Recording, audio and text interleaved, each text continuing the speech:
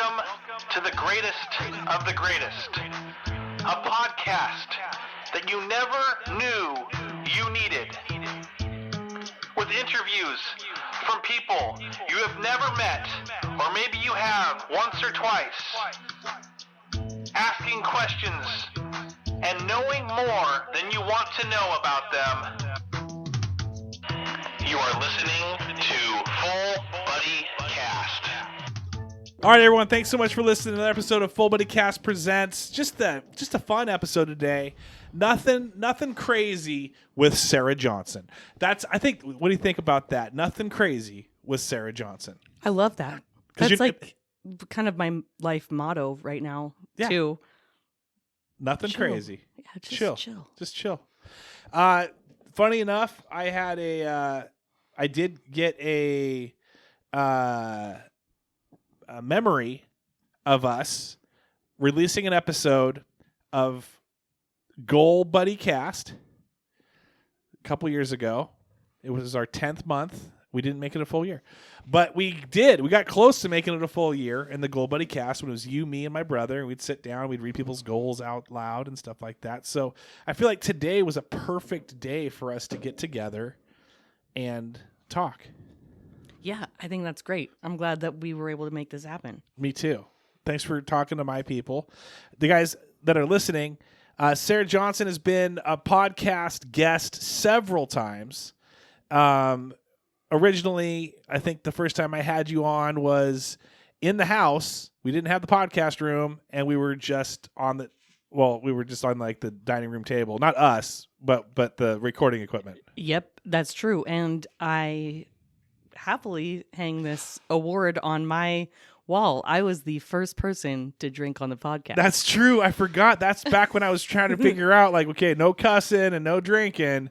And then you said you came in like a wrecking ball, and you blew my girl. Yeah, you blew up the podcast by cussing and drinking, and we had a good time. Yeah, those were the really early days when it was just like supporting small businesses in town. Yeah. I still had Grass and Root at the time, and I went to What? You saying that, and then I went over to Phil's Growlers. Yes, and got a couple. That's right. Growlers of. I think we some had nice local beers. Some local beer. I think you even got a cider. Maybe. I think I got a beer and a cider. Yeah. Thinking that I'd bring two, and then we'd have an option. I wasn't really sure what you would want to drink, and I was like, whatever. Then I can like leave whatever's left here. Yeah. And we drank all of it. Drank it all. Just sloshed. And then it turned into then now next thing I know, I'm sponsored by Bordeaux Wine Bar and freaking Cole Street Brewery. So you're welcome. And then I'm getting margaritas with Andy Cardenas. Yeah. Speaking of that, guys, sponsorship alert. Go ahead and visit Cole Street Brewery. Take yourself in, get 15% off. Take yourself in and say full hashtag Full Buddy Cast. You get 15% off your drinks. Show Sean, as well as Bordeaux Wine Bar, get $2 off your first flight or drink. Do the same thing. Tag yourself in on Facebook and then hashtag Full Buddy Cast. Show your server, and if they I don't know what you're talking about, say, hey, Kim Elias, talk to Kim Elias, and then Kim will hook it up. And then, or also, at some point, go to Enumclaw Mazalon, squeeze Andy's butt cheeks, whisper Full Buddy Cast in his ears, and then see what happens. It might be a nice surprise for you. Yeah, bring lube. For him. For what you're going to do to him. Oh, gosh. But it's great to have you. Yeah, thank you. We were talking earlier through text, and this is what happens. Sara is like... in my opinion, what is it? A blue moon? Is it a full moon? Is it a period? Either way, it's like every so often it appears. You appear. Mm-hmm. We text back and forth pretty rapidly. It's like It's like when I usually work out. It's like a workout. That's what it is. When I feel disgusting, I get on a treadmill. I run as fast as I can for 5 minutes, and then I'm done. And then I don't do that again for another month. Yeah. Yeah, thanks for comparing a text chat with me to being 5 minutes of hardcore cardio. Yeah, that's exactly what it is. It's fun. It's rapid fire. We're laughing. You're laughing. You're reacting to your own stuff. That's my favorite. That's my favorite thing to do. It's my favorite joke. And we have such a good time. And then on this last time around, we were talking about we need to link up. You'd be in town. And you're in town for what? Well, my uncle has an event space and Airbnb up in like Mount Baldy area. And so my cousin, his daughter, is having her son's baseball team over. So there's like 15, 12-year-olds. So she called me to come help out. It's a lot of fun. That's going to be fun for you. It's not. It's going to be a lot of fun for you. You know what? They don't know that I'm not just old and don't get stuff. Like, I'm single and I'm on, social media, and I live in the city, so I'm not born under a rock. And him and his friends said it's No Nut November. Yeah.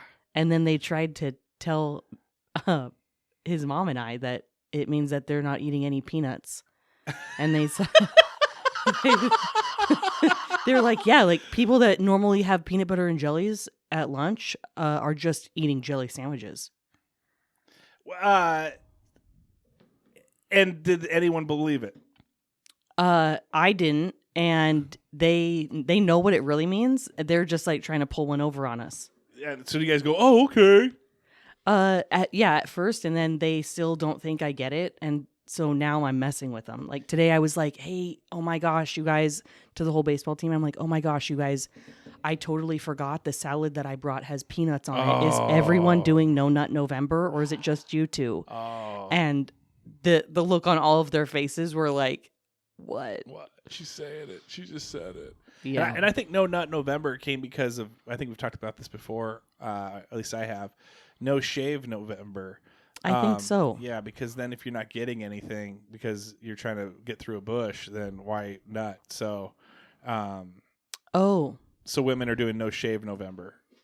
Just kidding. Oh, No Shave 2023. COVID. 2020 through 2024. 2024, no shave. 4 years, no shave. And then, as we were texting, you had said something to the effect of stealing friends. And I said, wait a second, put a pin in it, because at some point, this is just podcast gold. And then I talked about girls' trips that I've been able to put myself on. Oh, yeah. And then you're like, yeah, let's talk about that. So what friends are you trying to steal right now? Let's break this down. I have to look back at this and see what I was talking about. Yeah, exactly. I know that's the thing. We have to figure out what exactly. I need to pull them up too. Oh, yeah, because my brother's friend is getting married in Puerto Rico. Your brother, not Scott. Scott. Yes, Scott Johnson's best friend since like preschool is getting married, and I am also invited to the wedding. So, are you now? I had this happen with my brother-in-law. He had the same thing happen where it was like a destination wedding. It was in Jamaica, and he had. This was last year. June, but he found out about it last year. They only rent to couples, so because they only have so much select room, so he had to go with a bridesmaid that was single as well. They ended up started dating, broke up, and then had to spend a week together in Jamaica, rooming together for this wedding. He ended up leaving after the wedding, 2 days after, because everything was designed as couples rafting and couples like this. So So do you have to do the same thing? I didn't know this was a thing. So now I need to ask him about this because I don't know. I'll go and still rock my singleness. Yeah, but what if? What if I have to stay in a room with somebody with an unknown man? And it could be a man or a girl, but they only have so much room, so they have to put 2 people to a room, and there's only 1 bed. So he ended up sleeping on the floor, and I showed him beforehand all the spiders that there were in Jamaica. So then he's like, well, I'm probably not gonna sleep on the floor anymore. So we had to like do the whole sheet thing, like one's under the sheet, one's over the sheet. I don't know. What are you getting yourself into? That's the most important question right here. I guess I have a lot more questions to ask of this wedding But situation. you're flattered. You're flattered. Yeah. But now you're like, uh-oh. Well, I said I want to ask you more about stealing my brother's friends from your seasoned experience. I do it all the time. Well, because I've done it. You yeah. I infiltrated. I am in. So that was my original joke on that was like, hey, it tell me happens. how to go get in with this friend group while I go on this vacay. Here's what you got to do. For me, I had to like infiltrate, and I just hung out with the people that I super enjoyed. Mm-hmm. And then at that point, you meet more people, and then you go, wow, I actually super enjoy these people too. And there's some people you don't super enjoy as well. Yeah. And then there's some people that take you as a threat. There's going to be like 1 or 2 people that look at you as a threat, and they don't like what's going on. There's change involved. What's going on? This is now when did we start letting in terrorists? Like this is straight on border. Like they're border people, and then they realize that half the group, more than half, is like open borders. It's cool. That was Katie, wasn't it? That was Katie. Yeah. Katie was the one that was like, I don't know about this guy. But now, she's my biggest proponent. Yeah. She loves me. I know. I saw her giving you a piggyback ride. I got a Ainsworth boob sandwich. I think there was at one point. Remember, were you there for the boob sandwich? Yes.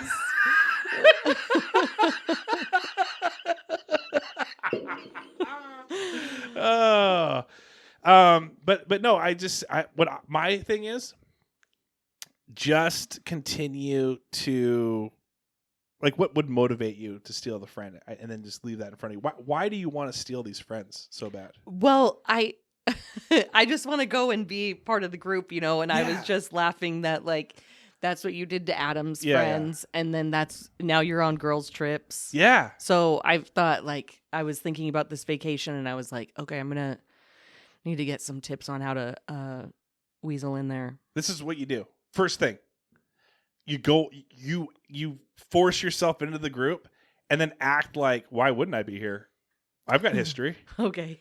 Like, what this was like, because then there's gonna be a couple guys or gals are gonna be like, wait, what? When did you show up? Why are you here? Yeah. Oh, did you not know? Here, perfect example. Oh, I'm sorry. Every girl that's here, the reason you know each other is because of me. Oh, Desi, bingo. Shekinah, they don't know Jamie without me. Mm-hmm. Okay. I know Shekinah through work. Mel knows me through work. Veronica knows me through Safeway. And so throughout the years, I've created. I mean, it wasn't. Here's the thing: if you've watched any like successful story, like, oh wow, this underground rapper is a big time rapper now. He just came out of nowhere. He started rapping last week. No, he's been rapping for years. He's been crafting this. He's been making connections. And for me, this wasn't my goal. But hey, how could it not be now at this point? Can't stop, won't stop. Yeah, you're like the Big Papa. Big Papa. And I'm a dad. I drive everyone everywhere. I cook for them. Okay, guys, that's a little bit too much over there. Too much roughhousing. Do they call you daddy? I wish.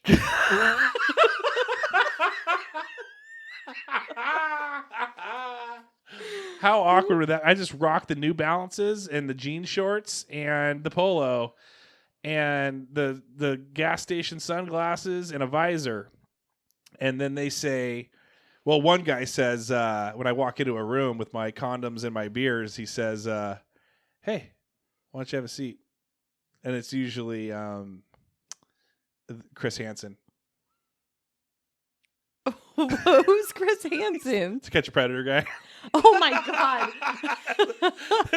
That's all those guys. That's all I just described as I was describing those people. I was like realizing, or myself as a daddy. It was like, whoa, that's what pretty much all those guys show up for when they're like To Catch a Predator. They are in the. I was thinking the guy from The Bachelor, but that's Chris Harrison. I thought you were making a Bachelor reference. You know, they should actually. They should do that. They should do the the To Catch a Predator Bachelor, where I mean that I could be the host of that show. You just combine it. Yeah. Have you ever? How young would you go? Not obviously above age. I get that. 18, 19. Oh, of course. But are you like? I just come out and say like 14. Like that's as if I can't edit it too. But no. But so like, would you? Let's say some 20. Okay. Would you? Do they have to be do they have to be of drinking age so that you're able to go on dates and stuff? Oh my God, they have to be way over drinking age. Okay. Yeah, okay. I turned 40 in September, and I don't even want to mess around with like any childish. Okay. So all black leather couches and like all black like IKEA furniture at their house. Yeah, because then they got to set things up. Their credit score is probably shit. I mean, like the whole thing, you have to go through all that again. Yeah, then mommy. Mommy is not as cool as daddy. That's so if you. No way. No one wants to be called mommy. So if you had your choice, 10 years older or 10 years younger, would you take the seasoned 10 years older guy? Absolutely. He's established. If I mean, if we're just talking about like two normal dudes that don't have anything glaringly wrong, right? And they're just at like either a 50-year-old establishedness or a 30-year-old. Yeah, I'm probably going 50. Now, are you going 50, a divorced 50 with like some older kids? Like I'm talking like, in their 20s, or are you going a non-divorced, not like never been married, 30-year-old career, he's got an apartment or a house, whatever, but like no red flags. Probably the divorced one. Yeah. Mm-hmm. Still. Yeah. And he's in debt, $500,000, and the 30-year-old's a millionaire. Well, now we're getting outside of that like bound of what's kind of, just normal, normal dude. Yeah. So now we're going like, okay, well now the 30-year-old has like, unless he's a trust fund baby or something, which I probably wouldn't get along with. But, if he's like really motivated and he has a business and he's killing it, then maybe he's a little older than 30, wiseness. Yeah. And 50 if he's like $500,000 in debt and he's a wreck. Yeah. Well, I'm not. You're going now I'm mommy for him. Yeah. I'm not trying to be mommy for him either. No mommy. But the millionaire 30-year-old, he got his money through getting OnlyFans? Now I'm really interested. He had an accident at a factory where his wiener got ripped off, and he doesn't have a wiener, but he's got $1 million. And the guy who's a 50-year-old, $500,000 in debt with kids, the reason he's in debt was because he was the one that owned the factory, but he has a wiener, and he had to pay out the $1 million guy. How big is the wiener? Because that's what this is coming down to now. Okay, here's the thing. That's a great question. I don't think we've ever broached this subject before. It's my favorite but subject. There's a lot of... Okay, so it used to be that big boobs were in, like big fake ones, massive ones, and then no, we just want naturals, and then it's well, I think we're kind of hitting that same thing with the wieners, where it used to be, all the jokes were, the biggest the better, and I've been kind of... There's been some conversations, especially on these girls' trips that I've been going on so often. is that, and then maybe they're just trying to, make you feel better, but that bigger is not always better. It could be more uncomfortable. It's a little scarier. It's not as much. I don't know. So for you, do you prefer? I love being scared.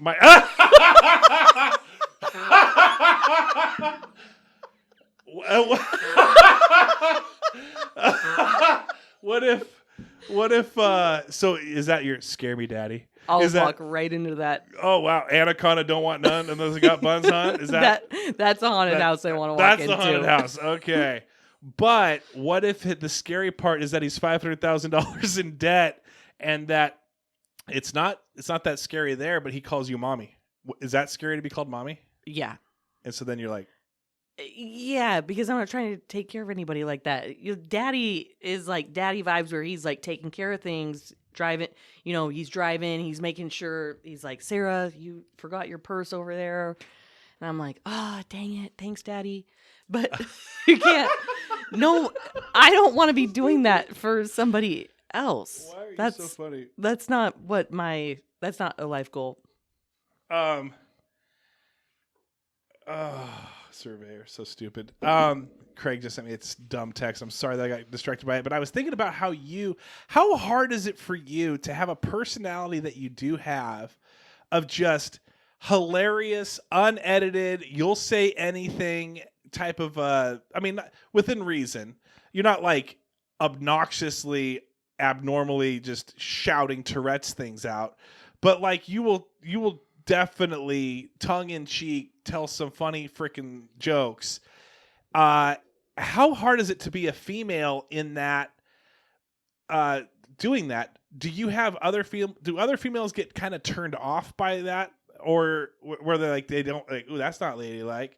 And then on the flip side, how many dudes then just treat you like a regular bro because and then is that what you're wanting on this trip? Are you wanting to be regular bro, or you want to be jumping out of the wedding cake on this wedding trip? Oh, I think I just want to be a normal person. I don't want to be jumping out of any wedding cakes. Absolutely not. I should mention this is a gay wedding. Oh, okay. Now wait a second. Now, nope. You're not going to be able to do it. You're going to want to do this. You're going to want to be a part of this. You're going to want to steal friends, but your pride is getting in the way. And here's where the pride jumps in. I almost feel like you have a little. It wouldn't be a black notebook. It'd be more of a rainbow colored notebook where you just add. You're making me sound like a lesbian. No. You add little check marks to all the gay people that you befriend, and I think you like that. I think it's almost like it's another one, and there's another one, and there's another one. I think there's a little bit of I could take over the world with that type of. Yeah. Well, I have more in common with gay men. Yeah. Because they also like staring into the scared daddy issues. They've got daddy issues. They like Beyonce. Yeah. They like how vulgar I can be. Exactly. They are too. Yeah. It's very much like that's my vibe. Mm-hmm. Okay. But I think you also enjoy that.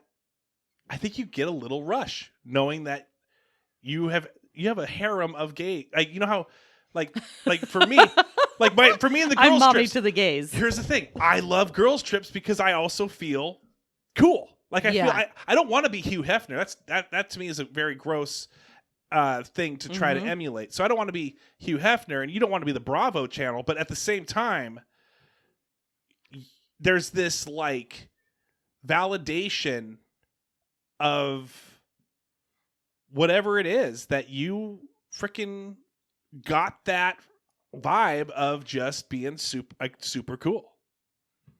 I do like that. And you know what? Here it is. Oh my gosh. Can we get weird with it? Yeah, I'd love to. Okay. I'm going to break this down, and I could be completely wrong, but I love figuring people out.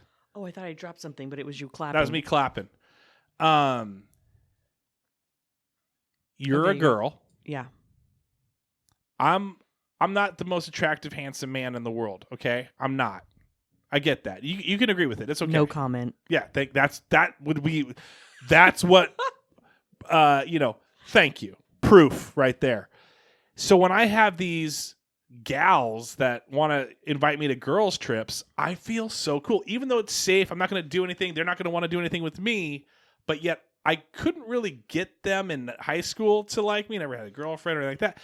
So it's like, and then my wife's okay with it too. She's not threatened by it because she knows what I look like as well. And so I'm like I'm a safe zone, but it also kind of strokes my ego a little bit. I kind of feel, hey, cool, I'm getting invited. Okay. These are guys. You are attracted to men. Yeah. These are beautiful men typically as well. One looks just like you. Remember that? Then beautiful men, yeah. So these are beautiful men, is what you're saying. Yes, I'm saying confirmed. agreed. He's a better looking version of me, though. He's a pixelated version of me. Or not pixelated. He's like a filter. He's got a filter. Like a Snapchat of me, and then it's the gay filter, and he looks way better than I do. I think so. Yeah. Okay, thank you. So, but here's the thing. But your ego, for whatever reason, even though you're not going to get them because they're not wired that way, you can still accumulate a bunch of men, and it's a validation for you. Oh, I would be open to meditating about that and thinking about it. And it's nothing sexual. Yeah, it's definitely not sexual. But at the same time, and I don't get the same. It's like a totally different relationship than I Yes. have with straight guys. Yes. Even my straight friends, it is typically different than that. Yeah. But it's like, it's kind of like an in between of like a girlfriend and a guy friend, because I personally don't have a gay friend that I can't ask like, what shoes should I wear with this? Right. And they're not all like super femmy dudes or something, like they're Sure. not at all, but they still will chime in on like, oh my gosh, definitely the black ones. We talking about shoes still? That's always going to be the answer. Okay, so here's the thing so can I go one step further? Yeah. I think there's also some history in your life of where your straight friends will make things super awkward because for whatever reason they picture you as this over sexualized, ready to do anything at any moment. You've said this to me in the past, where you felt like people have propositioned you, and you're like, I don't understand where this is coming from, but I guess I give off that vibe where couples proposition, like where you give off this like. Sometimes. And so, I haven't had that for a while. But guess where you don't get that from? The gays. So you don't have to worry about it. You don't have Yeah. to. You don't have to worry about a weird situation, them approaching you weirdly about something. Like, hey, do you want to? We've never. They're not going to more than likely do that ever. So you can just have a fun, carefree, just openly. You can be whoever you want, and they're not going to come at you and say, "Hey, let's go get weird." Yes, you can be whatever you want. I think that's such a huge thing because a lot of times in that culture, they've had some adversity to coming out. They were not born and their parents thought they were gay and they had to say, yeah, you're right. They were born and they had to come out at some point. They had to wrestle with it for a while. They as had well. to figure that out, Yeah. and that adversity is. Like, I just think is really character building. And so a lot of times they are typically more like saying things more like, no, be more you. They're not like being small-minded at all. They're super open-minded, and they're like, they want me to say like, oh, you think that's a dirty joke? Here's one you don't even understand. I just picture you going. They get to the punchline, and you're like, "Oh yeah, okay, I see, yeah, okay, Yeah," and then you're still just like spinning in your head, trying to figure out what that one was all about. Yeah, I'm like looking up at the sky. You're googling. Wait, what is that word that they just used? Bukkake. You. I don't think I've been on a podcast and not said it. Yeah, no, you've said it every time. I kind of once you find your person, I think that when people call them, like they come with a nickname like Bay or Boo, I think that's what you're gonna call is Boo. But it's B-U. And then you whisper, cocky. Hey, thanks, Bukkake. So stupid. It's so dumb. Oh man, it's so dumb. But I think that and also you grew up in a small town. I'm always curious with you because I feel like not that you wrestle with it. You're very chameleon-ish, and what I mean by that is I think you're able to understand, although you may not agree with either side, you see both sides and you understand why those certain sides think a certain way. But at the same time, it never gets in your way to. You could live in a small town or a big city. You probably prefer the big cities because there's more people to meet and things to do, to talk and all that. But you're like a small town girl living in a lonely world. Yeah. Country Mouse, City Mouse. That is a good band. That would be a good band name. Country Mouse, City Mouse. Yeah. It would be like if Jelly Roll and Post Malone really did, and Morgan Wallen really did put something together. They did. The album's called Country Mouse, City Mouse. Yeah, No Nut November. No Nut November Jelly Roll. just the Jelly Roll. Just the Jelly Roll. Do you ever feel uncomfortable when you're on a podcast and these, I wouldn't call them hot button topics, come up, but these things? Because I feel like you genuinely live the way you live and you're not really worried about it. Yeah, I think so. I'm always trying to live more authentically. Yeah. So I'm always trying to do something, even if I'm not doing anything. In my head, I'm trying to be more open-minded, understand more things. So, and more things about me. So I think there's not many things people could say to me that I haven't thought about myself. They're like, you know what you are? And you're like, yeah, I already know. I've been down this road quite a few times. I've been journaling about this for 8 months. Yeah. Hey, real perceptive, buddy. Any other gotcha moments? Let me ask you this then. I've noticed that you've been doing a little bit more creativity in the kitchen. I feel like you're taking more pictures and posting more things. It may not be as much now as it was, probably a month or two ago. But what's that all about? What are you doing? Yeah. Well, really, I'm just trying to eat healthy at home. That's really. What does that mean? Like, get rid of the Cheez-Its and stuff like that? Like, just basically have raw I mean, like, I know that's what you did grass and root for quite a while. You understand how to friggin' chop and cut and swirl. I got diagnosed with like a thyroid disease like about a year ago, and just trying to and that's an autoimmune disease, and they say autoimmune stuff you can highly regulate by what you consume. Okay. So I'm just always trying to be cleaner and more organic and more. Yeah. So what did you have to cut out? Like gluten? I mean, like, what did you have to cut out? Bread and some other things, or what did you? Yeah, I try to limit those a lot. Yeah. I'm also just like trying to not think about it to not be too hard about it, because I don't want to have like an anxious attachment to food.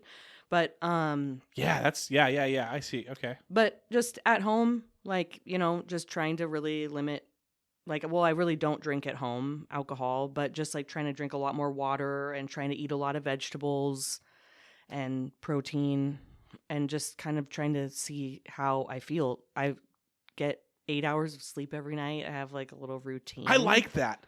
Boy, do I like that. So I've been dieting as well, eating differently. The weird thing is with being healthy or not healthy.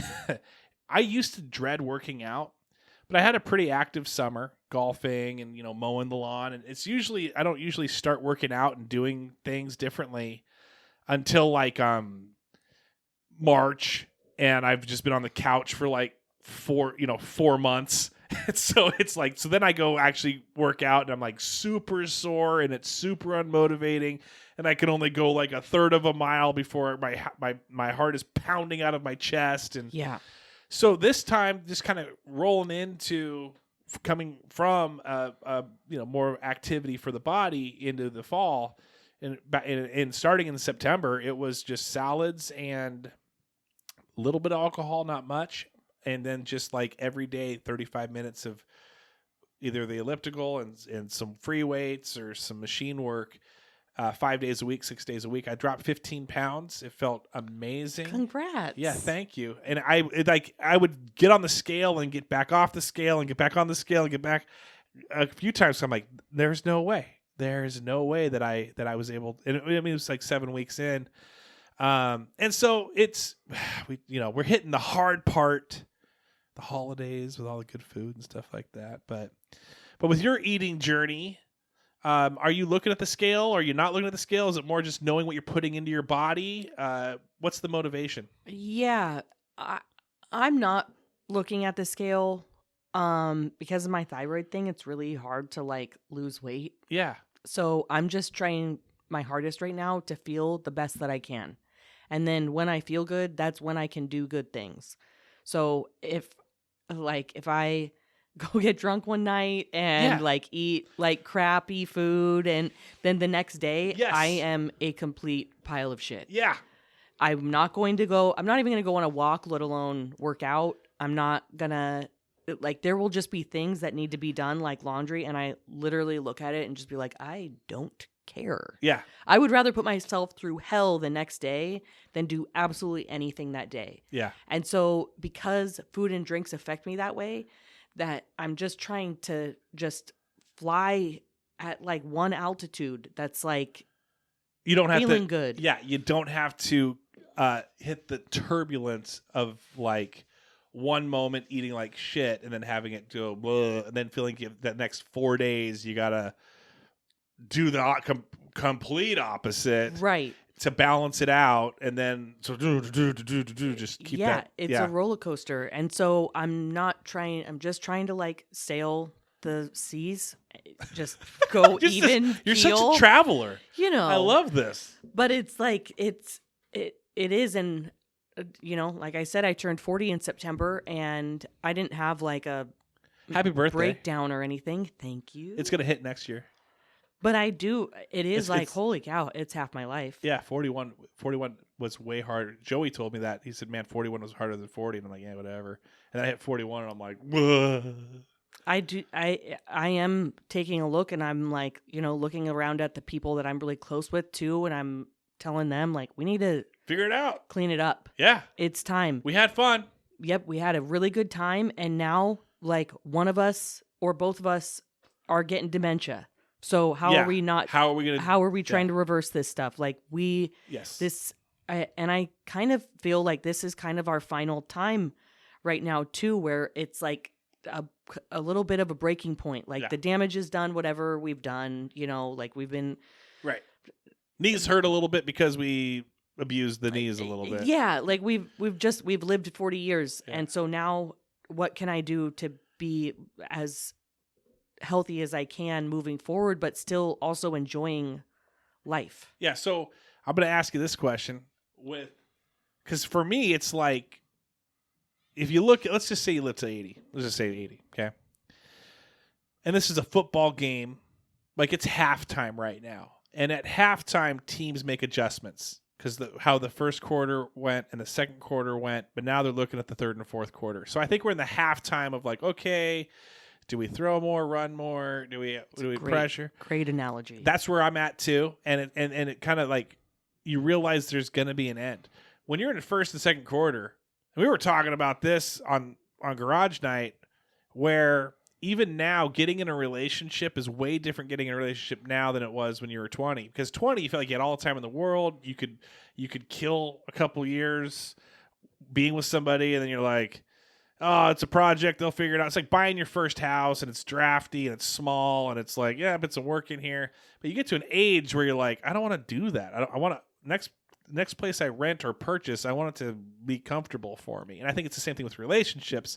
And I think at the same time, heading into something as well, like our health, it's better to be disciplined yet comfortable than wild and uncomfortable, because it's yeah, and I think that goes like with anything.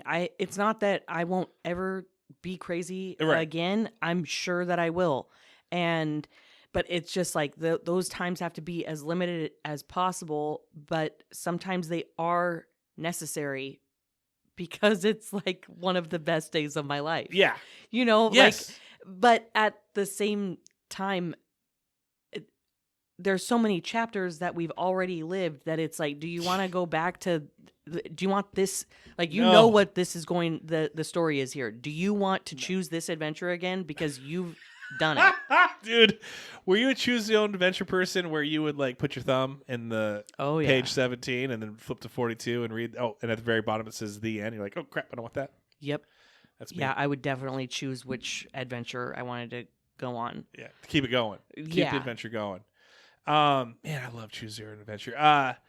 But yeah, so with me, agreed. I love it. I'm glad that you said something that I love.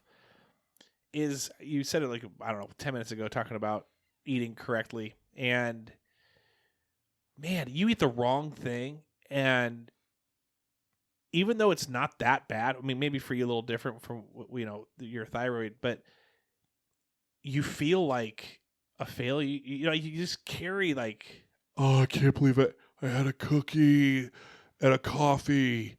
Oh, that was like 1,000 pounds or 1,000 pounds. That was like 1,500 calories. Oh, what an idiot I am. And I mean, to me, it's like I have to like catch myself and go, "What are you doing? Like, freaking, you had that. Relax. You're gonna unmotivate yourself very fast with that other way of thinking." Yeah, totally. And shame and guilt, those emotions are so bad for us. Oh, my God. They are worse than any cookie. And it's a good thing that you and I have worked through our shame and guilt. No, I'm kidding. Yeah, it's for real. That's going to take some years off your life if you're carrying around a bunch of those type of emotions. So, yeah. But yeah, that's emotional the thing. eating is Like, terrible. we have to eat the cookie, though. Like, you know what I mean? Yeah. I don't know that I want to live to be 90 if I can never have a cookie again. Right. So it's like weighing these things out, I guess. Yeah, and what's the point of losing weight and eating healthy? Like, one of the perks is getting fat again. Well, yeah. Really? Going back on that road of complete gluttony. More of the when you do enjoy, you can't. There's nothing worse than just eating like crap for like 4 months, and then you're like, all right, I better go do something about this. Yeah. And then you do something about it, and then, but it's also so that you can eat like crap once in a while, and you should feel guilt free because you've battled that. You just don't want to get stuck back in the rut of eating like crap for another 4 months. But it's hard. Yeah, it is. And it's more about, I'm trying to do it more about how I feel. So, if I go out and like eat a whole bunch of food and then I just am feeling sluggish and I've got brain fog and all of that, it's like, oh, I can't do this. I'm trying to do too much in my day here to have to live this kind of slug life. Slug life? I get that tatted on my belly. Old English. Slug life.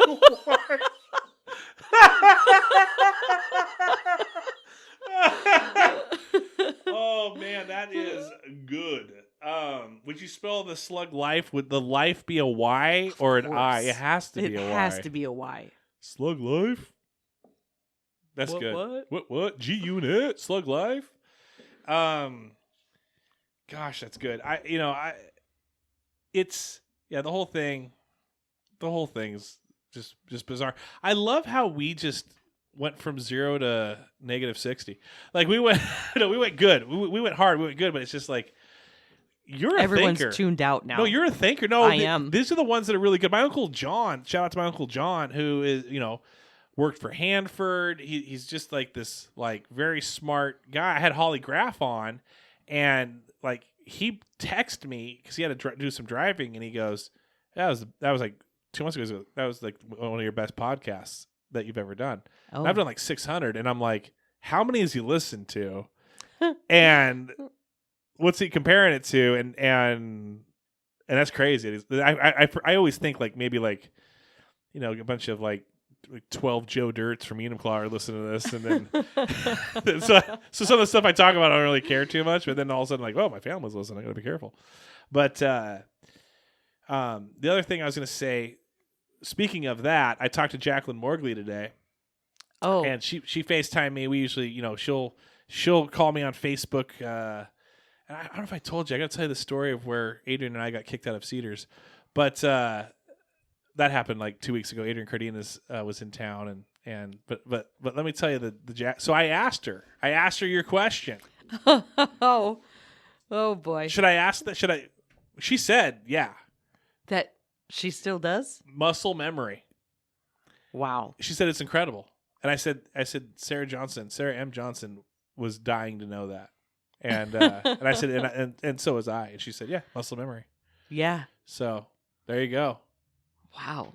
I wonder if she still like does that thing where she goes up on like is laying on her back and then goes up on her shoulders so her ass is up and then is queefing. Now everyone's like, what are they talking about now?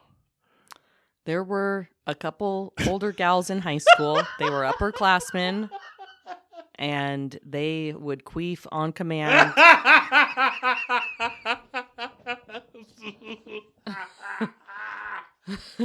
Oh man, what an amazing talent. I mean, I thought I was wowing people with my armpit farts.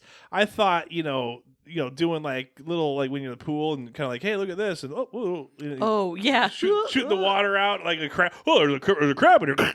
Getting people with that. Yeah, Brandon Burke could do that. Oh, yeah, he can do that. That's pretty impressive. But when it comes down to ultimate, queefing is impressive. Like, that's... Yeah. Yeah, especially if you can do it on purpose. Yeah. I mean, how are you doing that? Honestly, I want to know, do we have the same anatomy? I don't think so. I think she's a robot. Can I ask you this question? Mm-hmm. You've been to college. Yeah, kind of. Me yes. too. Yeah, not really. Why are we always warm? Do we know what makes us like 98 degrees? Like, is it the blood flowing through? Like, what heats us up? You know how you have to have like an engine? Mm-hmm. What keeps us heat? What creates heat inside of us? Like we have a digestive system and we have like makes sense like other things, but what is the thing? Is it just the heart beating and moving constantly and the blood flowing that keeps us at a 98 degrees? And it's the burning of calories. Oh, so like our digestive system, like that moving is burning calories at all times, even when we're sleeping. Like, it's the whole body doing their thing. But how? Like, that doesn't go into like, I can understand like all like going into like a heat conductor and that's where it goes and the heat conductor passes it. But so is the heat conductor the digestive system? Like, what is it? Well, think about like a bike, even like not a motorized one. Yeah. But like a pedal bike. Yeah. Like that chain gets hot because it's moving. Sure. But I mean, like, but to be at 98, like we don't go to like, I mean, unless we're sick, we go to 104, and if we could go, but it's not. It's just so crazy that we can stay at a constant temperature for the most part. Like, right. we don't get too hot, we don't get too cold. Like we don't go like 7 degrees to 120. Yeah, we keep it in the 98. And it is interesting that we are able to self-regulate, so that even when we are burning more calories, like when we're working out, we're getting hot, we're actually sweating in it, but it's still keeping our body at 98.6 though, right? Yes. It's so, I mean, I know this sounds like we're high right now talking about it, and there's probably some doctor who'd be coming and be like, oh yeah, that's what this thing does, and your brain does this, and that's kind of where it's coming from. But it's like, if you didn't know that, it's like, dude, that's crazy that we can just be this warm consistently. And we know when we're sick because we take our temperature and it goes up, and we're like, oh, we're sick because our temperature's this high. It's just, but don't go above 105, hospital for 104, it's just nuts to me. Yeah, that I've never thought of it like that, but and then when someone dies, they're cold. They're cold. Dude. It's weird. If you're smart, you guys are smart out there, tell us how that works. Gosh, now I'm going to think about that. I know. I'm thinking about that for the rest of my life. Did you ever have what's your weird? I mean, you've talked about what you've done when it comes to performance enhancing drugs, PEDs. Have you ever had any weird thought that stuck with you from that, or any weird experience that stuck, maybe has kind of shaped you a little bit differently than prior to?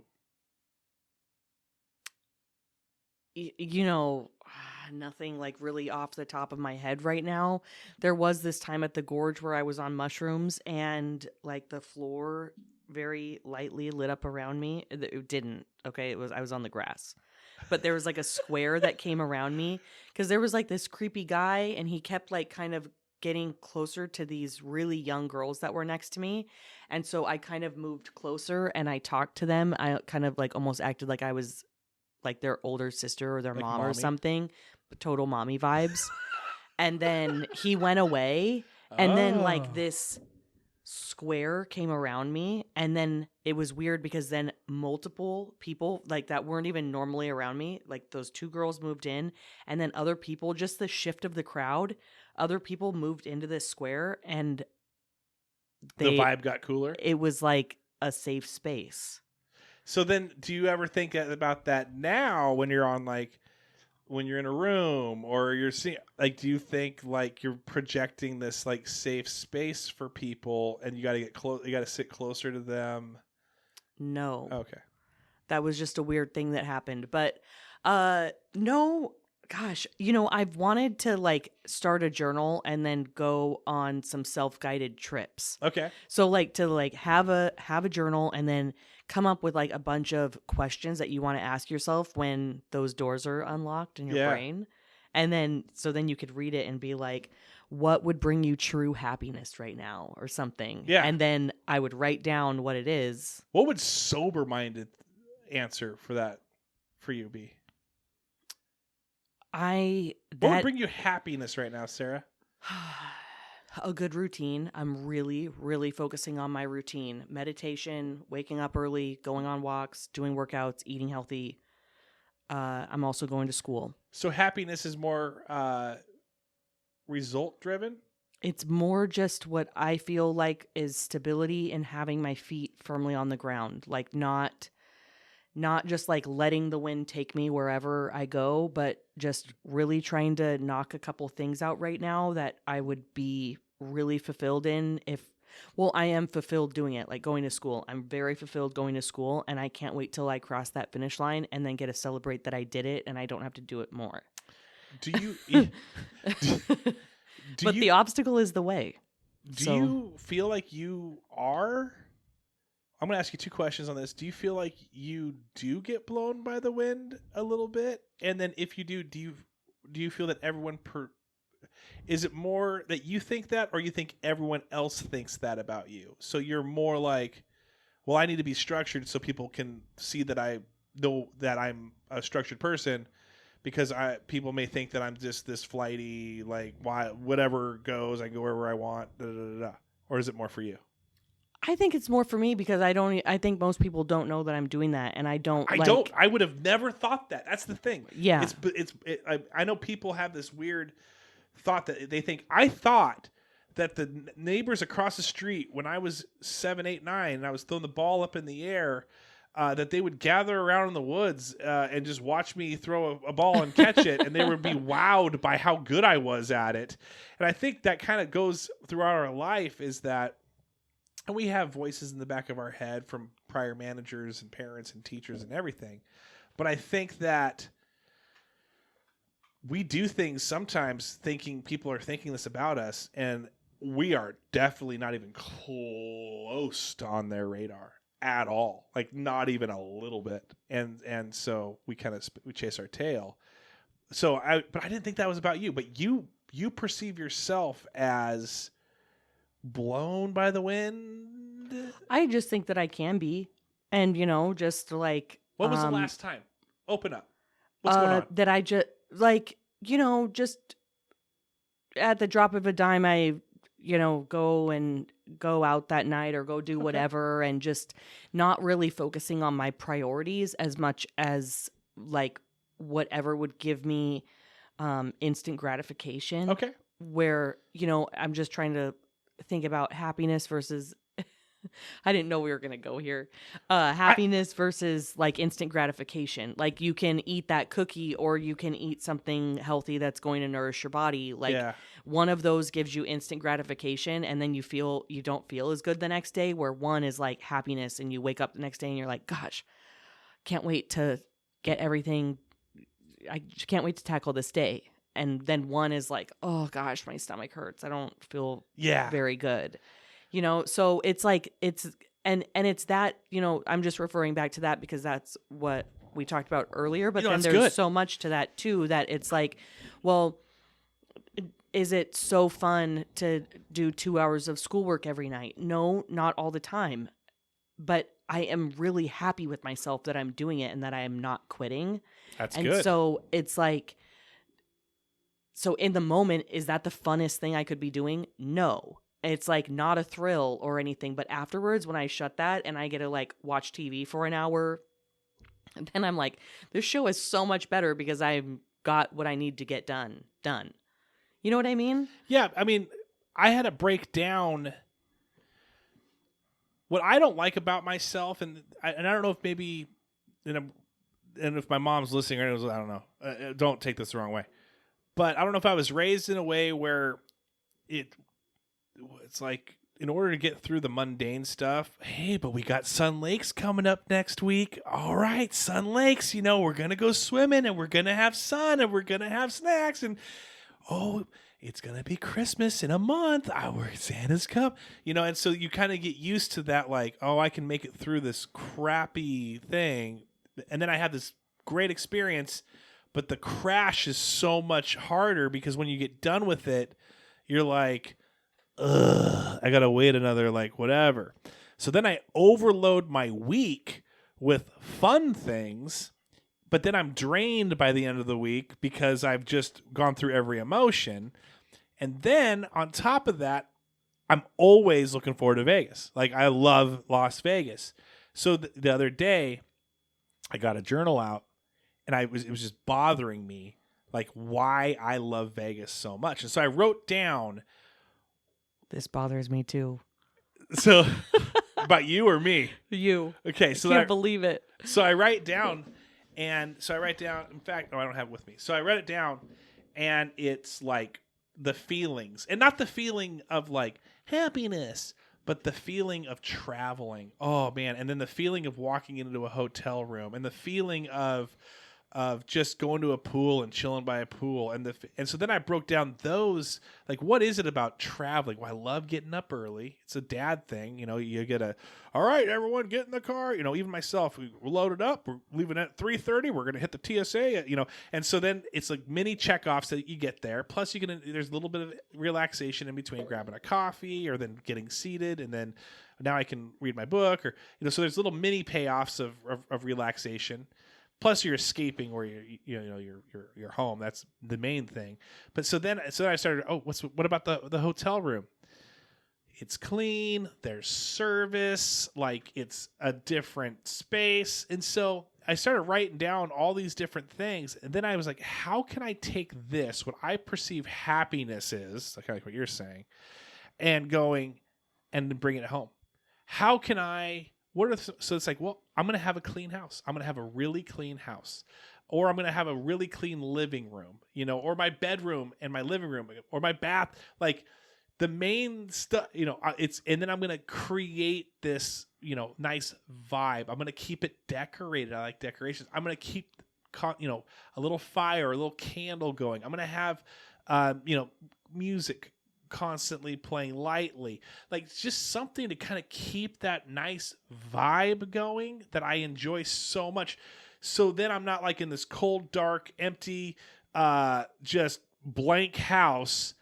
And now I'm like for 3 months looking forward to Vegas. And then I have Vegas for 4 days and I live crazily. And then I come back home to a cold, empty, dark house.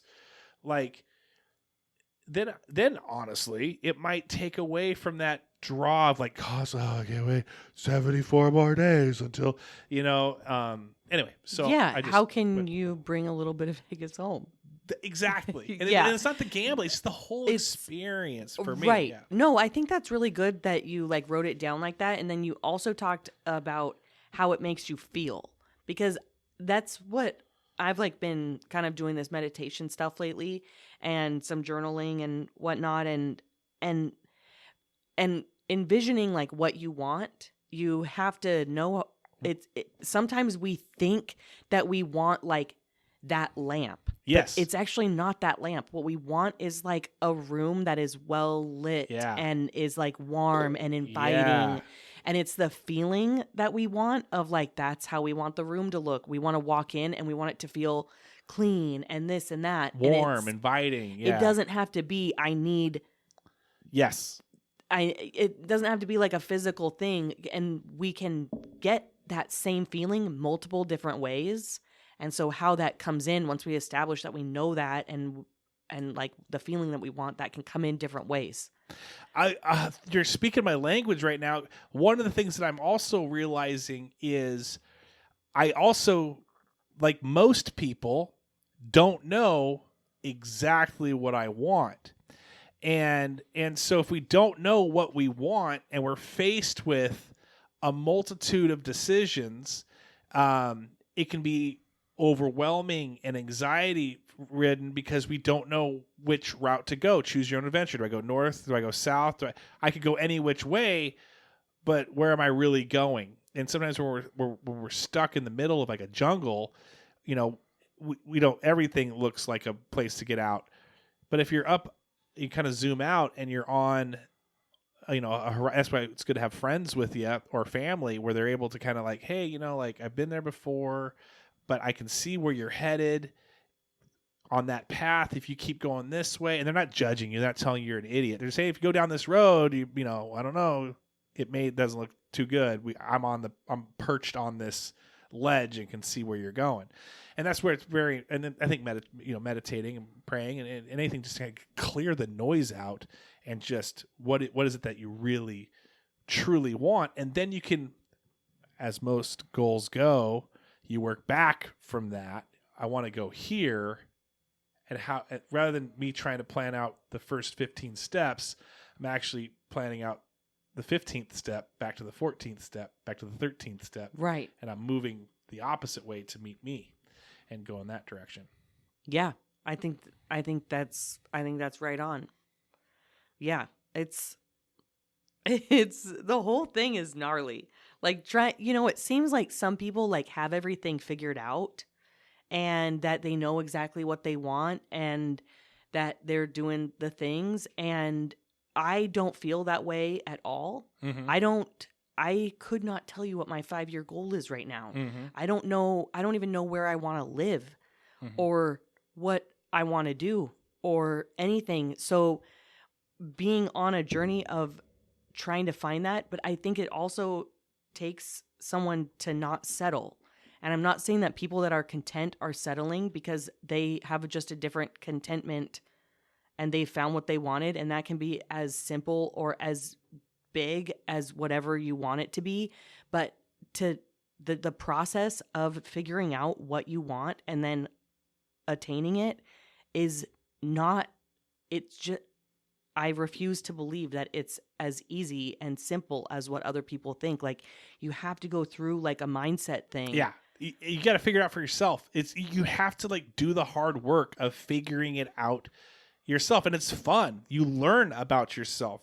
You start to figure out why you think that certain way, and obviously a psychiatrist will help with that, or maybe even a book where you can read and ask questions for you. You can journal, you can write those answers down.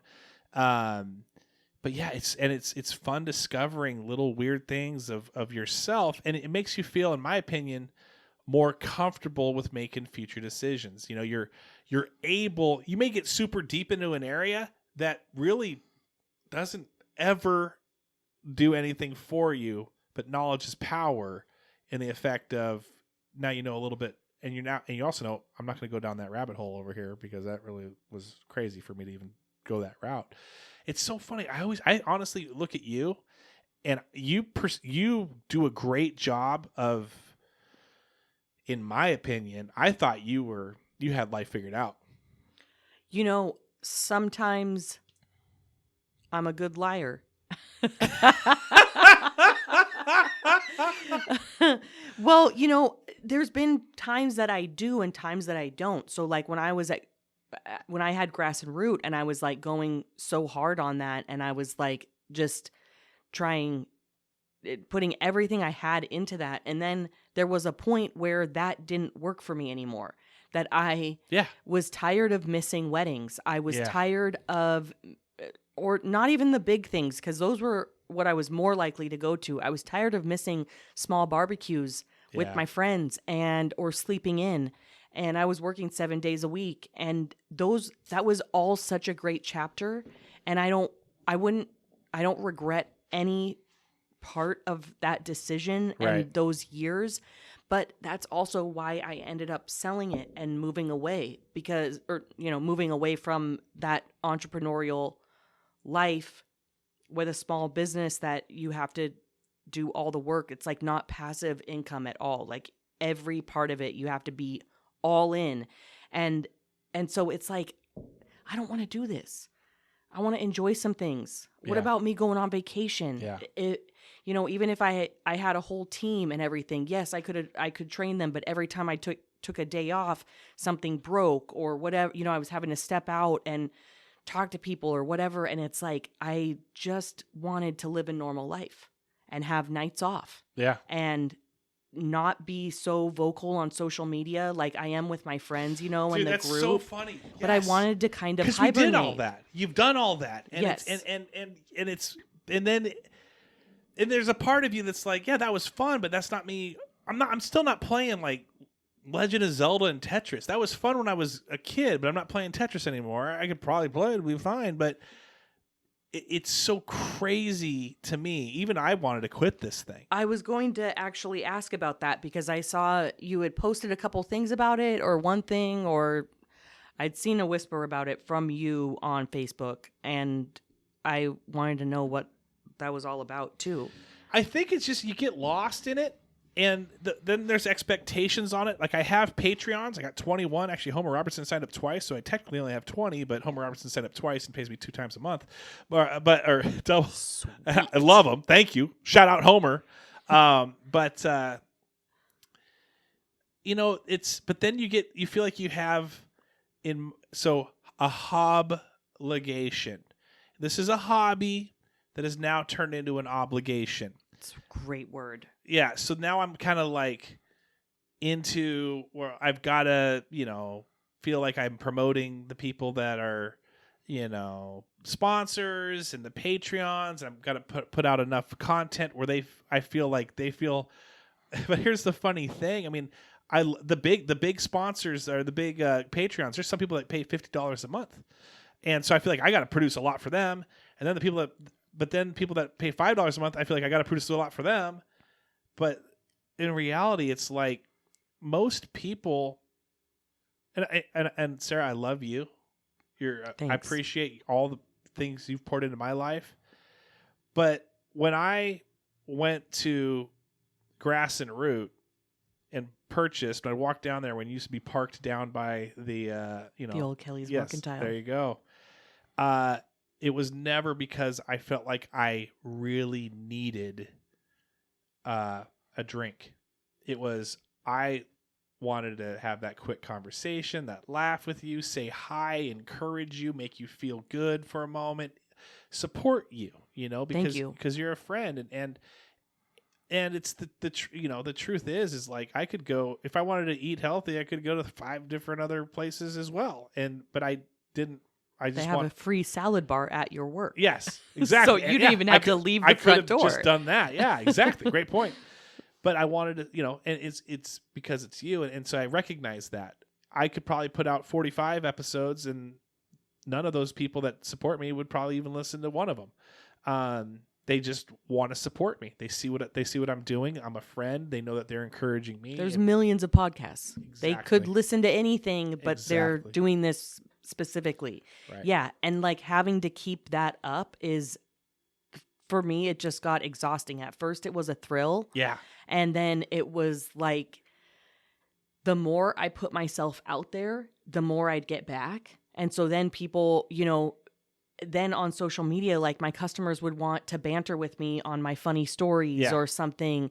Or, then I started incorporating my dog in my deliveries. And then people would bring treats out to the car for Howie. Yeah. And, it's like all this stuff. But ever since that, like when I ended up walking away from Grass and Root, that like I went on like a social media hiatus. Yeah. Like, I still don't post that much.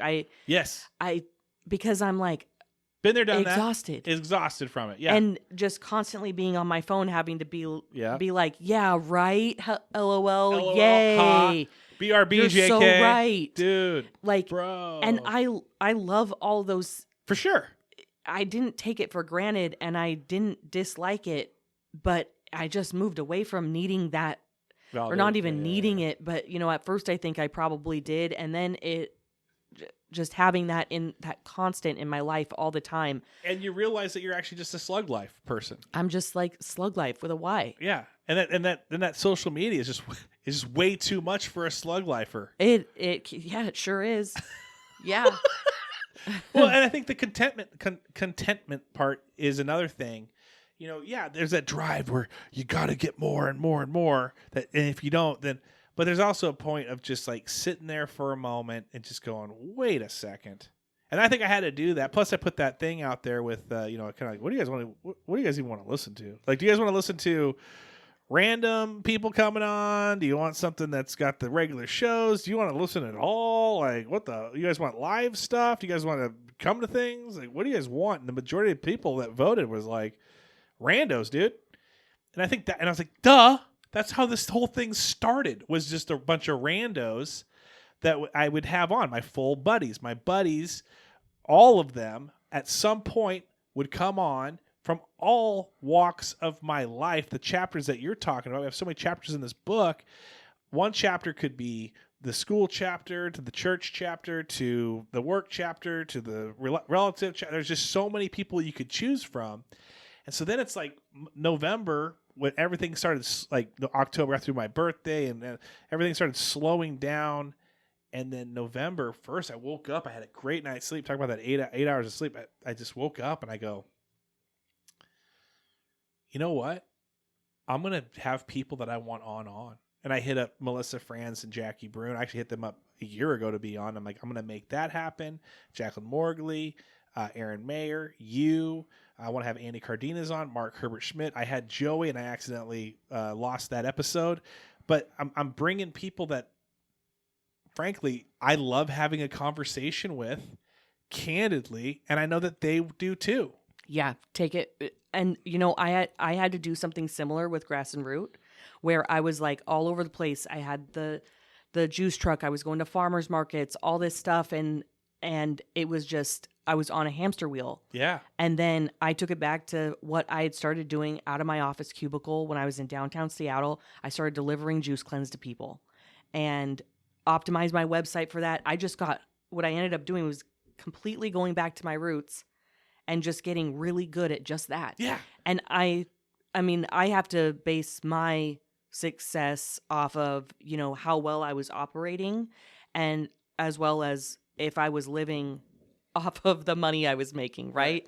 I made like 3-4 times as much money just doing juice cleanses and taking it way back than what I was doing when I was like going 7 days. Well, I was going 7 days a week when I was doing that too, but you know, having the truck here and there and having these employees and all this stuff. And it's like, I was trying a new salad. I was trying to do acai bowls and smoothies. And it was just exhausting.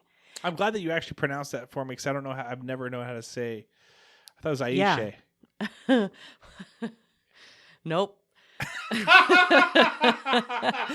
But so it's the same thing, you know, you were trying to do so many different things, and then when you take it back, it's like, no, this is exactly what I started with. Exactly. And you start going down a path of like, yep, all of this stuff, and you just get wrapped up, and you got to take a step back and figure it out. You got to figure it out, and you try to emulate things that you see.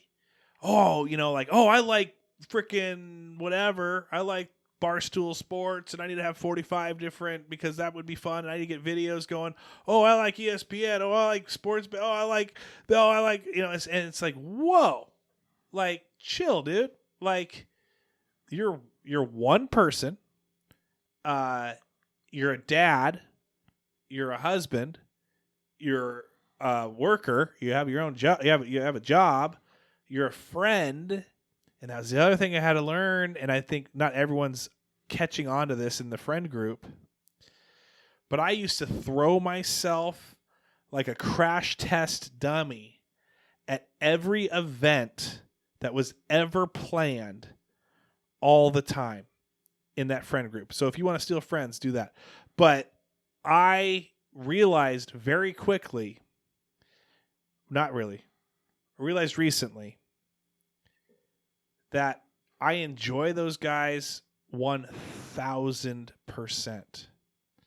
But that doesn't mean I need to go to every poker party, get together, golf outing. For sure. Like every little thing. Because if I'm not there, or if I'm there, I'm not in other places that I probably should be. And there's only so much of me that gets around, especially on them girls' trip. No, I'm just kidding. Hey yo. Hey yo. But no, I'm just joking about that. But no, the truth is like I love those guys, and I can have the same amount of fun, but I don't have to go to the. And we can still have a good friendship, and I can still text them, and I can still be a part of it, but it doesn't mean I need to go to absolutely every friggin' thing. Totally. Yeah. The power of saying no and knowing, like, you have to know yourself enough to be like, you know what? I don't feel like doing that. This is an opportunity tonight for me to be like staying home. Yeah. Eating dinner at home with my family. Like, Right. This is the night to do that. Right. Or, work out or Yeah, exactly. whatever it may be. Do a podcast, make some juice. No Nut November. No, not November. But definitely not participating in that. But Psych! but it's like we only have 24 hours in a day. Dude. And life is really short. I know people say that, but I'm feeling it so much in my whole soul and body right now that it's like we only have this so much. much, man. Like I don't want to keep beating my head against a wall and doing the same thing. Right. Like who is important? It's what is important. Recently, like, some of my friends just want to go out and like talk to like random dudes. Yeah. Not interested. Nope. Not me. Absolutely not. Unless they're gay. Yeah. Sarah's like, no, unless they're gay, then maybe I'll talk to them. Okay. But it's like, no, why that No. type of thing is just so unfulfilling. Yeah, I mean, but at the time, and I remember this, so I was a late bloomer going to bars and stuff, and I didn't start going until like I was 30, and then I was like having a great time of my life. And my brother, I'm like, hey Adam, you should go out. And he goes, dude, I did that. Like, that was fun then. Well, that's not as much fun for me. I can understand why it's fun for you because it's new for you. And I thought that was pretty mature that he said that. And there's a lot of times where, I haven't been down at Cole Street. I hardly go down. I used to be down there every night. I was the king of Cole, and now it's like, okay, I'd much rather stay home. Totally. I'd much rather, I was invited over to Donald Jute's house, and we played poker and saw Butch and all those guys. Got to see the backyard and all that cool stuff. I've never seen. He's got a cool setup. Such a cool setup, and that's more fun for me than to just go down to, run into 4 people on a Saturday. And let me tell you this, that's fun too, right? but not every weekend, not every night. I like my backyard. I like hanging out. I like having a little fire. I like being by myself a little bit more. I don't need to have constant people in my face. There was a time when I did. Yeah. But not right now. Yeah, totally. I know. I get that too. And then also having intentional time with people where to go over to Donald's house and, play poker with them and actually see his backyard. And I mean, how many times have you ran into Donald downtown over the last, 20 years? It's like, this is somebody, you haven't been to their backyard yet. Yeah. Like, it's that time with people that you're like, oh, I'm actually spending quality time with someone instead of just bumping into people who I randomly see out, which I really probably don't even care about seeing. Right. It's fun, but then it's usually they're drunk and you're a little drunk, and then the conversations, like, you just remember, oh, yeah, I ran into so-and-so, but at that time, it was like, well, blah, blah, blah, blah, blah, oh, yeah, man, I love you too, blah, blah. You know, and it's like, that was just, like, literally two dogs walking down the street, sniffing each other's crotches, and then barking a little bit and leaving. It's total surface stuff where it's like, you can go home and feel just as lonely. Yes. When you have that, but you can go and sit down and have like a good conversation with someone for 20 minutes and go home and you can feel fulfilled. Yeah. Like that fills your tanks up. So yeah, trying to get more of that. Going. Those things in my life. Or and I get less home. petty. I actually get less petty. I'm never going to be less petty. I ain't never going to be less petty. I ain't never going to stop. You ever going to stop being less petty, Sarah? Nope. I ain't never going to stop. Nope. Not in my game plan. I know. I'm meditating on how to stay petty as F. I got rejected for a personal loan, which made no sense to me because everything made sense. I just want a little bit more cushion. Yeah. And I was like, are you kidding me? Like this, and so then I got escalated, and not in a car, not an Escalade, but I got the whole thing got escalated to where I was talking to the VP, and I'm like, you were like, I want to speak to your manager. Oh, for and sure. You said that 4 times, and you finally got to the VP. Yeah. And this guy's like, I said, getting I just, a BJ. Yeah, I said, I just got to figure this out. You know, I said, what's my credit score? They said, you got a great credit score. I said, I know. What's my loan, or what's my debt to income? Well, you got a very low debt to income. I know. Yeah, but we noticed that this, and this. I'm like, dude, I had a surgery last year. That's what I'm wanting, a little bit more of a, like cushion. Paying, almost done paying that off, but would like a little cushion. And then it's like a couple other things. And they're like, well, it's just behavior. It's just a behavior thing for us. And maybe they see me on freaking Facebook going to Vegas. I have no clue, but it's like, but the numbers make sense. You're making money off of this. It's not like this is my 4th loan, and I'm like, I promise I'll pay the other ones back, but give me a 4th. It's like I've got nothing out with you guys at all, and I'm just looking to just have a little bit of a cushion. Well, no, we can't do that. And so at that moment, I fantasized going to Vegas and winning like a quadrillion dollars and just buying that institution and just firing everybody. And then not everybody, but a few those people. 4 people. And then chain. Yes, and then I thought, well, I could get on the board. We'll get on the board instead. But yeah, the pettiness. That's why I created an called discussion. I mean, like, it just makes me so mad. So yeah, I'll never be. Let's be petty together forever. Yeah. Petty life. Petty slug life. You get petty written over. Didn't more. you get a hernia surgery? Yes. Just like right instead of over your belly button, it's like over your tiny little scar. Oh man. I'm assuming it's tiny. I haven't seen the scar. No, it sounded like I was. Oh, Daddy, it's scary. It's scary. So yeah, but yeah, no, the pettiness and then the social media pettiness, and I don't want to get dragged into it, and I just like whatever. And I know that you can be petty too, and I appreciate that about you.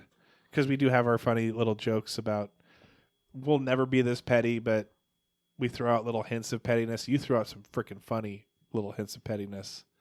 Still, don't do it on here, please. I don't have anything to be petty about here. Thank you. But I mean, if you're not a little bit petty, are you even laughing? Yeah. It comes with humor, I think, a little bit because there's a level of pettiness that you have to be funny. Even with your own friends. And yeah. You can be petty towards them a little bit. Yeah. And you also have to be like self-deprecating. Yeah. Like there's like some some columns there that I think stand up the funny part and I think pettiness has to be. You got to be petty. So kids, if you're listening, a couple things. You got to be petty. You got to journal and figure out what brings you true happiness and see how you can bring that abstract thing that only happens a few times a year to make it happen every day. Be content in the things that you need to be content. Be driven in the things you want to be driven. And most importantly, be petty. Yeah, and be a little bit healthy sometimes. Yeah. A little healthy. I think the Bible says, above all things, be petty. I think that was a thing. Okay, I am getting religious. Be petty with your neighbor. Now. Be petty with your neighbor as you are with yourself.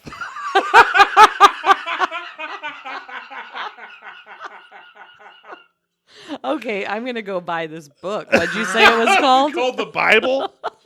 This is the next book I'm reading. Next book. Be petty with your... Yeah, that's good. All right, well, I got to wrap things up because we'll be talking forever, and you got to go hang out with some 15-year-old boys, and Chris Hansen's going to meet you there and say, hey, Sarah, would you mind telling me what you're doing here with these condoms and God, that's beer? Disgusting. And you're like, no nut November. Yeah, no, that's disgusting. Sorry for that joke. Bad joke. Yeah. That's disgusting. That is too far. Too far, dude. Too far. Lineal crescendo, I know. I think I hear Chris Hansen pulling up here right now. He's actually on this table. He's popping out. So we've got these Patreons I got to shout out, and I love them so much. Kellen Hall, Holly Graff, Adam Kenny Art, Seth Loop, Cassie Spencer, Amanda Keating, Shekinah Sarver, Jared Skelly, Homer Robertson, Ben Illman, Jamie Roberts, Jamie Kenny, Apollo Doodle, Jackson Zyduk, Sasha Carey Lynn and Edison City Ale House, Thomas Savageau, Councilman Anthony Wright, Sage Hills Golf and RV Resort, Real Estate Tycoon Cameron Stratton, Katri Hoban, my wife delivered to you today for the DoorDash, I think, and then Homer Robertson again. Twice. 2 homers in a single podcast. Yeah. 2 homers, 1 pod. Oh, you had to go there. Do you have any shout outs or shit outs? I have a shout out. Yeah. This is just somebody that contributes some really inappropriate jokes to the group on Facebook. And he doesn't ever say anything about this or anything, but Sean Priest, his son was just born like 7 months ago and has had a whole bunch of health problems, and they're back and forth to the hospital. They've moved states so he can get better care. Like they were back in the hospital these past couple of days, and he still manages to post a butt plug kazoo and he's posting that from the children's hospital when his infant is there. And I think it really goes to show, Travis, that, we don't know where all of these people are at that are listening but these petty jokes that we all have and the butt plug kazoos and all of this stuff, it could be helping people get through just normal stuff that we unfortunately have to go through. But shout out to Sean, because he's a really, really good dude and always down for a laugh. And he just, I want the best for his family. Agreed. And I would like to shout out him as well, in the sense of, he's been and that's the reason I've let it slide, Sean. Okay. Because I know it's probably, give you a little laugh and a little, little vent or whatever. But you're I'm watching you. Okay. No, but I appreciate. So no one else can post like butt plug kazoos. No, they can't. No, they can't. There was one that he did. The butt plug kazoo is the butt plug kazoo. That's fine. I don't care. It was funny. There was one that I was like, coming from my perspective of faith, was a little bit much for me. I probably liked it. And you probably hard it, shared it, and then printed out and tattooed it on your back. But I was like, that was just a little bit much. But Sean, I know, I get it. We're okay. And also, Sean, do it again. Don't do it again, Sean. Don't do it. Don't listen. I do not want you to do that again. But I appreciate everyone that is on that stupid page, and I cannot believe how I still get like group requests to let people in. Like I know. It's bizarre to me. It every single time. And it's an automated response it says, originally I set it up and the members, and so even though one may go through, and then people give me crap about it. But sometimes I know who it is, and I'm like, oh my gosh, this is a really bad fit. And I need to start writing. I There was should one loop where you're you like, in yeah. because then we can see if they're still there and Yeah. count down like how many. We can start placing over/under bets on like how quick they get out.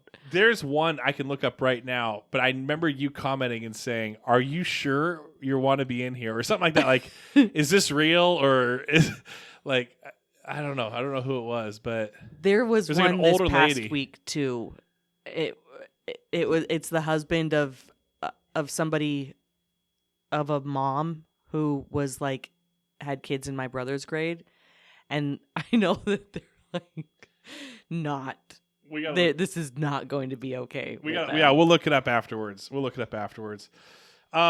All right, everyone. Thank you so much for listening. Sarah, I love you. Thanks for being on here. You've been a lot of fun. Post those pictures of you with the cigar as well. Make it look cool. Post it on the Full Buddy Cast page as well. So that will you do that? I think you look cool in it.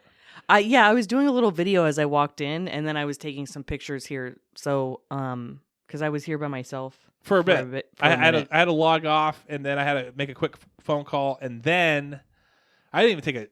I mean, hopefully I don't stink, but I'm sure I do. I probably smell like cedars because I've worked all day. Do I stink? Be honest. No, I didn't. I'm sitting across a pool table from you, or what is this? A poker table? Yeah. Whatever. Puffy's seat's on it. Puffy's seat is on this. P-doo-doo. But yeah, no, I have not smelled you. But why would you smell going to work? Like, don't you try to clean up? And no, I work from home. I work from home today. Oh, yeah. So I just rolled out of bed, like literally just, and then like normally I would shower, but I did not shower today. Yeah, I'll shower as soon as we get out. I feel gross. I feel like today was busy. And I'm an occasional shower. I did today, but I'm not consistent there. I want the natural oils on my hair. I heard guys are into it, so I'm just letting it go. Just the pheromones, just I'm kidding. Just ripping out of you. All right, everyone. Thanks so much for listening. Have a great week. Sarah, love you. Thank you. Have a great week, everyone. Welcome to the greatest of the greatest, a podcast that you never knew you needed, with interviews from people you have never met, or maybe you have once or twice, asking questions and knowing more than you want to know about them. You are listening to Full